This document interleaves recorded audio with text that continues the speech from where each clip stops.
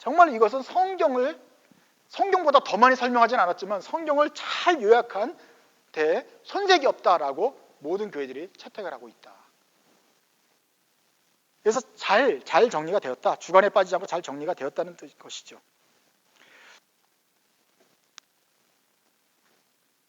왜 이런 내용이 필요하느냐? 이것을 우리가 외우고 있어야, 정리를 하고 있어야, 글로 딱 정리해가지고 딱 전 세계가 공유를 하고 있어야 신앙이 변하지 않습니다. 자기 나름대로 이거 빼고, 부활 이건 모르겠어. 그냥 지우고, 우리는 천지를 믿습니다. 하나님을 믿고 천지 창조에 더 강조를 하겠다. 각 교회마다 강조점을 두게 되면은 이 교회가 자기 멋대로 신앙 성경을 보게 될 거 아닙니까? 그래서 참고서를 줍니다. 요것이 너희들이 나중에 60년, 70년, 100년을 성경을 보면은 다 알게 되겠지만 지금 단계에서는 치우칠 수 있지만 요것이 좀 가이드라인이다. 지침서다. 이것이 목차다 하면서 쭉 정리를 해놓은 것이에요. 그것이기 때문에 이것을 가지고 있으면 서울에 있던 교회 다니든지 미국에 와서 교회 다니든지 무슨 아프리카 와서 교회를 하든지 간에 사도신경이 있으면 우리가 성경을 요약하는 변질이 되지 않고 우리 후배들까지 우리 자손들까지 똑같은 신앙을 계속해서 볼 수가 있게 되는 장점이 있습니다. 더 큰 장점이 뭔지 아세요? 그래서 교회 간의 통일성을 유지할 수 있다는 점입니다. 각 교회들마다 자기 원하는 대로 또 그 시대의 목사님이나 여러분들이 원하는 대로 성경을 보게 되고 요약을 하게 되면은 그 교회는 창조에 치우친 교회, 그 교회는 예수님에 치우친 교회, 그 교회는 성령님에 치우친 교회, 막 성령만 말하는 교회, 부활만 기다리는 교회, 정신이 없을 거 아닙니까? 그런데 다행히 우리 사도신경을 가지고 교회가 이것을 신앙의 표준으로 딱 정해놓고 목차처럼 쓰고 있어요. 무슨 말이냐면은 어디를 가든지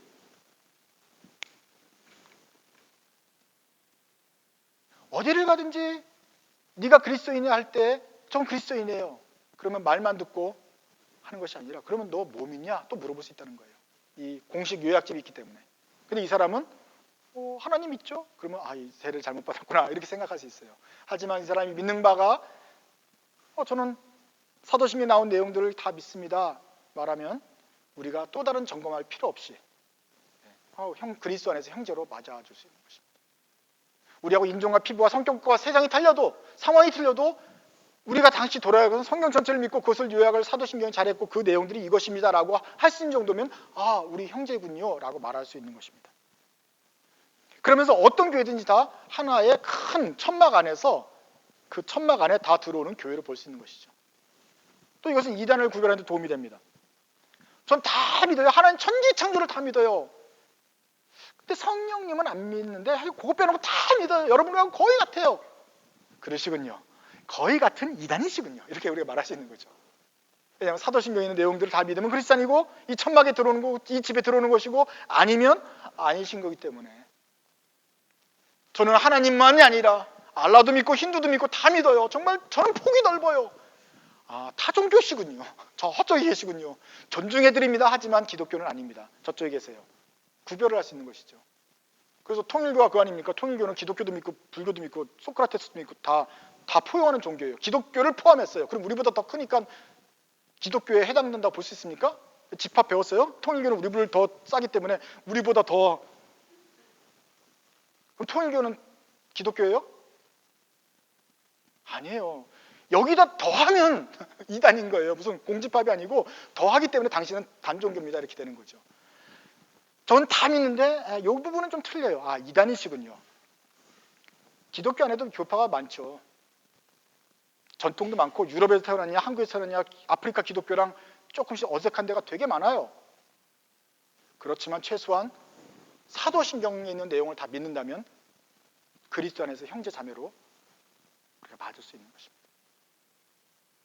여기에서 나오는 조그만 차이와 풍습의 차이는 이쪽이 사도신경으로 구별할 수 있는 큰 차이들과는 구별할 수가 없을 정도예요.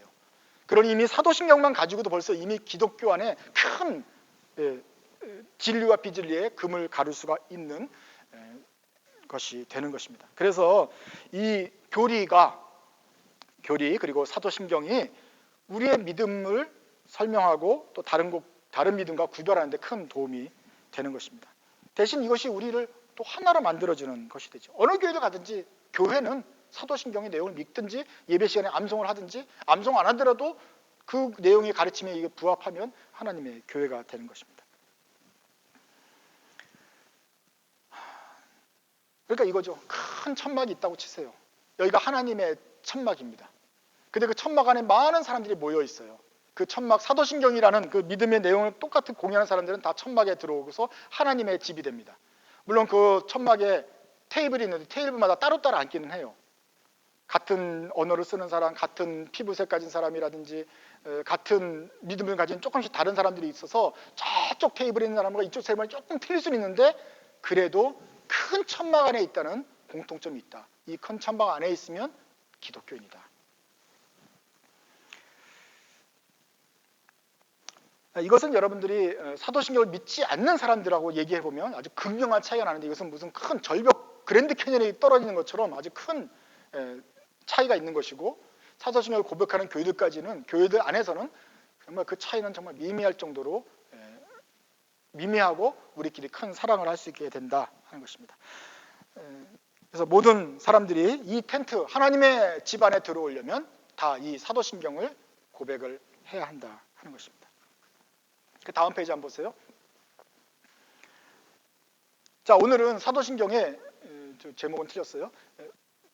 사도신경의 그 첫 번째 내용이기 때문에 사도신경 중에서 첫 번째 세 글자만 공부를 해보도록 하겠습니다. 자, 한번 첫 번째 세 글자 읽어보시죠. 시작. I believe in. 네, 거기까지만 하세요. 가슴 내 다음 주에 하겠습니다. I believe in. 우리말로는 나는 믿습니다. 거기만 할 거예요. 이게 나는 믿습니다가 뒤로 가니까 한국 사람들은 도대체 사도신경이 뭔지 모르지만 영어로는 분명하죠. 내가 믿는 것들을 선언하는 거예요. 뭘 선언하느냐는 다음 주부터 이제 좀 보기로 하고 먼저는 I believe. 내가 선언한 I believe 내가 어떤 것을 믿는지 선언한 것을 보려고 합니다. 그 중에서 초점을 둬야 될 것은 내가 믿습니다. I believe에 인해서 I입니다. 이 사도신경, 이 믿음의 고백은 바로 나의 고백이어야 합니다. 우리 엄마의 믿음이 아닙니다. 우리 할아버지 믿음이 아닙니다. 내가 믿는 믿음으로 우리 각 사람은 하나님 나라에 들어갑니다. 저를 한번 보세요. 하나님 나라에 많은 백성들이 있고 거기는 큰 대가족입니다. 하나님께 손자가 몇 명 있을까요?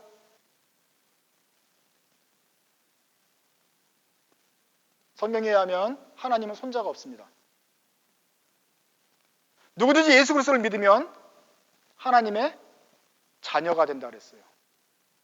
누구든지 예수를 믿으면 하나님의 자녀가 되고 너희들은 하나님의 아들이 되는 것이지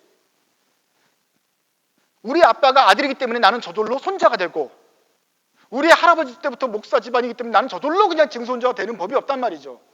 누구든지 각자가 나는 믿습니다라고 나와서 그 하나님의 아들이 되어야 되는 것인 거예요. 누구든지 개인적으로 자기가 하나님 앞에 서가지고 이 성경 진리에 대한 믿음을 갖고 저는 믿습니다 라고 고백해야 세례를 받고 거기서 하나님의 백성이 되고 하나님의 자녀가 되는 것입니다.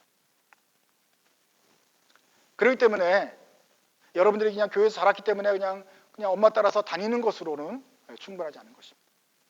어느 순간 사춘기가 지나고 졸음에서 깨고 좀 정상적인 인간이 되고 나는 순간부터는 계속 주무세요. 괜찮아요. 일단 어느 순간 깰 때가 있어요. 그때 때쯤 되면 이제 세례받을 때가 됐구나. 이제 정상적인 인간이 되고서 사고 기능이 돌아가면서 그냥 무조건적으로 비판하던 그 시대가 지나고 이제 합리적으로 볼 수 있게 되면서 하나님께서 그 안에 심어준 씨앗이 자라서 저는 그리스도인이 되고 싶어요 라는 마음이 들었을 때 그때 자기가 신앙들을 다 정리하고 저 세례받고 싶어요. 저는 그리스도인이 되고 싶습니다 라고 앞에 나오는 것입니다. 그리고 그것을 정리해가지고 그리스도인이 되는 것이죠. 그런 커리큘럼이 바로 사도신경이다. 커리큘럼 중에 가장 1단계가 사도신경이다. 그리고 그 믿음이 깊어갈수록 더 많은 책들을 보면서 여러분들의 믿음 성적이 올라갈 수 있어야 될 것이다.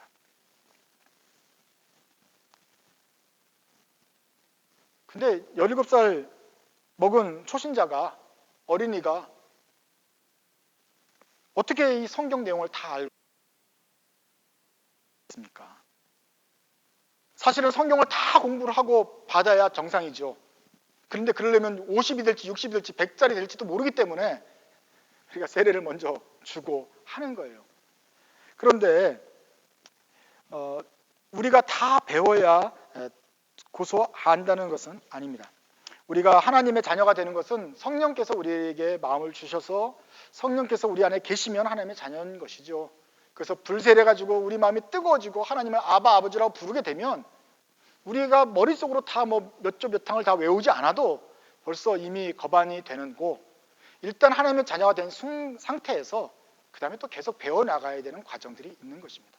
오순절 마가의 다락방에서 제자들이 이미 그리스도의 제자들이 성령을 받았어요. 근데 그 전까지도 아무것도 모르는 게 많았어요. 그 다음에 또 계속 믿음 생활을 해가면서 배우는 게 많아지는 것입니다. 그러니까 사도신경 믿고서 세례를 받았다고 이 끝이 아니고 이게 정말 기나긴 신앙 여정 공부 중에 이제 입학에 불과하다는 것을 알아야 됩니다. 제가 17살 때 가을에 드디어 한 1년 정도 기다리다가 세례를 받았습니다. 그리고 자신을 점검해가지고 세례를 받고 신자가 되었는데 맹숭맹숭해요. 특별히 그냥 변화가 없어요. 근데 18살 봄, 한 6개월 좀 지난 다음에 다시 한번 성경 공부하고 하면서 마음속에 큰 확신과 기쁨이 오는 순간이 있었습니다. 참 저한테는 기쁜 순간이었었죠. 그런 때가 올 거예요. 내가 하나님의 아들이 되었구나. 벌써 이미 하나님의 사랑받는 자녀구나. 라는 그 기쁨이 확 오는 때가 생겼어요. 그러니 세례받을 때 온 것이 아니고 세례받을 때 뭐 전능하사 천지를 사도신경을 외웠지만 그것이 의미가 없었는데 6개월 뒤에 어떤 순간에 제가 그것이 진짜 저의 삶의 기쁨이 되었습니다. 크리스찬인가요?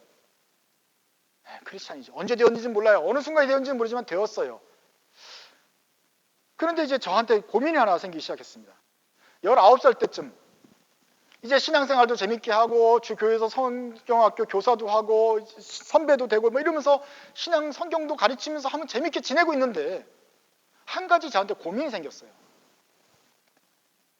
부활이 뭔지 모르겠어요. 알긴 아는데 안 믿겨져요.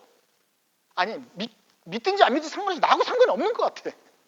예수 믿고 기도하고 하나님께 기도하고 교통하고 꼭 부활해야 되나? 죽으면 죽고 묵직관에서 하나님 자녀 되는지 그렇게 예수님이 꼭 부활을 했는지 십자가는 내가 알겠는데 부활은 특별히 그냥 내가 몸이 다시 사는 거 아니 안 살아도 되는 것 같은지만 살게 하니까 고맙긴 한데 느낌이 없어요. 그것이 제가 했던 19살 때의 고민이었어요. 그게 왜 있을까? 근데 지금 생각해보면 그게 느낌이 없어야 정상이에요. 19살입니다. 한참 빛나는 청춘이 대학교에서 3월달에 축제가 발전이고 꽃이 막 피는데 거기에 다니면서 부활이 뭔가 이러면 할 수가 그때는 할 수 있는 상황이 아니었던 거예요. 근데 그러니까 내가 부활이 마음에 안 와닿죠. 이게 어떤 의미가 있는지 그리스도의 삶에 부활이 얼마나 소망이 된다 그러는데 할아버지들은 나는 소망이 필요가 없는 그 청춘이 무슨 죽음 소망 이런 게 필요 있어요.